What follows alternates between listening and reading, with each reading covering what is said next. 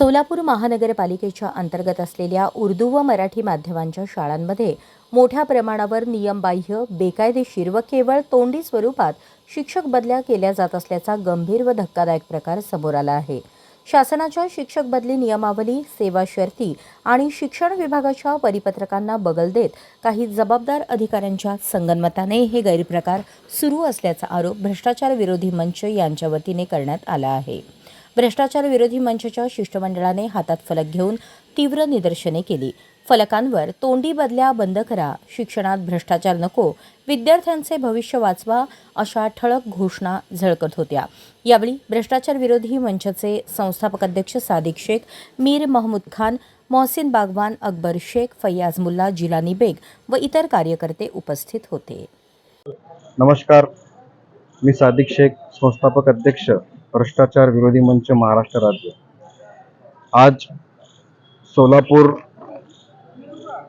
प्राथमिक शिक्षण मंडळ महानगरपालिका कार्यालय येथे भ्रष्टाचार विरोधी मंचच्या वतीने स्मरणपत्र देण्यात आलं आहे। त्यामध्ये आमची प्रमुख मागणी अशी आहे की सोलापूर महापालिकेच्या उर्दू व मराठी माध्यमाच्या शाळांमध्ये जे नियम आहे त्यामध्ये बेकायदेशीर व तोंडी शिक्षकांच्या बदल्या होत आहे, याच्यावर तात्काळ चौकशी करून कारवाई करा म्हणून या ठिकाणी आम्ही आज पत्र दिलेलं आहे।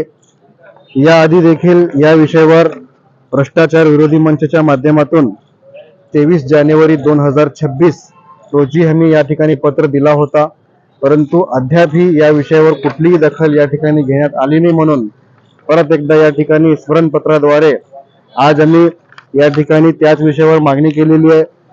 जर 7 दिवसाच्या आत या विषयावर प्रशासनाने काळजीपूर्वक कारवाई केली नाही तर 12 फरवरी रोजी या कार्यालय येथे आम्ही संध्याकाळी 4 वाजता भीक मागू आंदोलन करणार आहे। थोडं सांगून मी आपले 2 शब्द संपवतो। जय हिंद, जय महाराष्ट्र।